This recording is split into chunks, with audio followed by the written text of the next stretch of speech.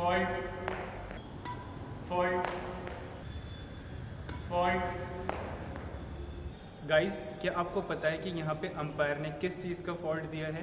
अगर नहीं तो चलिए आज के इस वीडियो पे हम ऐसे ही और भी सर्विस फॉल्ट के बारे में जानेंगे। गाइस, ये वीडियो थोड़ा सा लेंथी होने वाला है, तो आप इस वीडियो को लास्ट तक देखना बिल्कुल ना भूलें। So without wasting your time we should start. तो सबसे पहले मैं आपको रूल 9.1.3 और 9.1.4 के अकॉर्डिंग फुट फॉल्ट के बारे में बताऊंगा। फॉल्ट, इसमें सबसे पहले ये है कि जब आप सर्विस कराने के लिए रेडी हो तो आपका फुट किसी भी लाइन को टच नहीं करना चाहिए। फॉल्ट, अगर आप सिंगल की सर्विस करा रहे हैं तो आप सिंगल्स के बाउंड्री लाइन को ध्यान पे रख के सर्विस कराएं, और अगर आप डबल की सर्विस करा रहे हैं तो आप डबल के बाउंड्री लाइन को ध्यान पे रख के कराएं। गाइस, आपको एक चीज़ और भी ध्यान देना है कि यहाँ पे साइड लाइन के अंदर के साइड लाइन पे अगर आप लेग को रख के सर्विस कराते हैं तो यहाँ पे आपको कोई भी फॉल्ट नहीं दिया जाता, क्योंकि ये बाउंड्री लाइन के इन साइड का लाइन है। और नेक्स्ट है कि जब सर्विस कराते टाइम आपका लेग एयर पे आता है या आपका लेग ग्राउंड से ड्रैग होता है तो इसमें भी अंपायर आपको फॉल्ट देते हैं।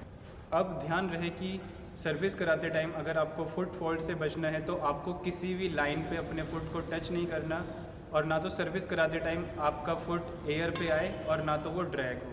अब नेक्स्ट बात करते हैं रूल 9.1.5 की।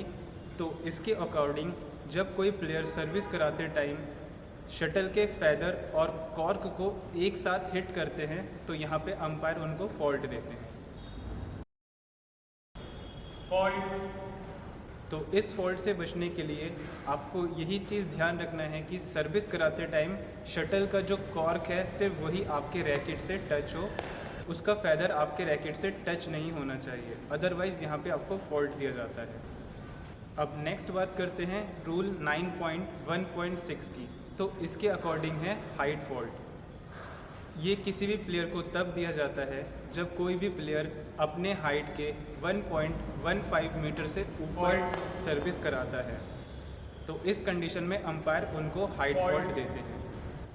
इस फॉल्ट से बचने के लिए प्लेयर को अपने 1.15 मीटर से नीचे ही सर्विस करानी होती है, तभी यहाँ पे आप इस फॉल्ट से बच सकते हैं।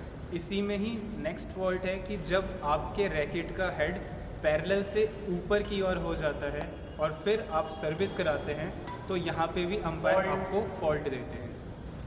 इस फॉल्ट से बचने के लिए आपको ये चीज़ ध्यान रखना है कि आपके रैकेट का हेड और जो उसका शाफ्ट है वो हमेशा थोड़ा सा डाउन साइड होना चाहिए, तभी आप सर्विस कराएं। तो इसी सर्विस से ही आप अपने फॉल्ट से बच सकते हैं।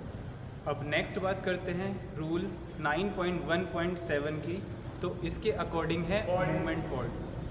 ये किसी भी प्लेयर को तब दिया जाता है जब भी कोई प्लेयर अपने रैकेट को 2 बार मूव करके शटल को हिट करता है। फॉल्ट, इस फॉल्ट से बचने के लिए आपको ध्यान रखना है कि जब आप अपने रैकेट को बैकवर्ड स्विंग करें तो आपको एक ही स्विंग में आप शटल को कनेक्ट करना है। उसके बीच में कोई भी ब्रेक नहीं होना चाहिए मूवमेंट में, या डबल मूव नहीं होना चाहिए, अदरवाइज आपको फॉल्ट दिया जाता है।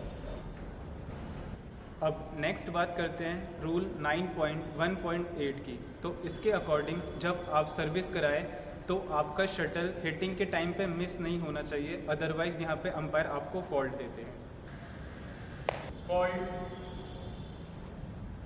गाइस, यहाँ पे आपको एक चीज़ और भी ध्यान रखना है कि जब आपका रैकेट बैकवर्ड स्विंग होता है और फिर आपको फॉरवर्ड स्विंग करना होता है और उस बीच में अगर आपका शटल ड्रॉप हो जाता है तो यहाँ पे आपको फॉल्ट मिलता है। बट अगर आप शटल और रैकेट सिर्फ होल्ड करके खड़े हैं और बाय चांस आपकी शटल ड्रॉप हो जाती है तो यहाँ पे आपको फॉल्ट नहीं दिया जाता, यहाँ पे आपको रीसर्व मिलता है, क्योंकि आपने कोई भी मूवमेंट स्टार्ट नहीं किया था। अब गाइज, यहाँ पे हम बात करते हैं रूल 9.1 की।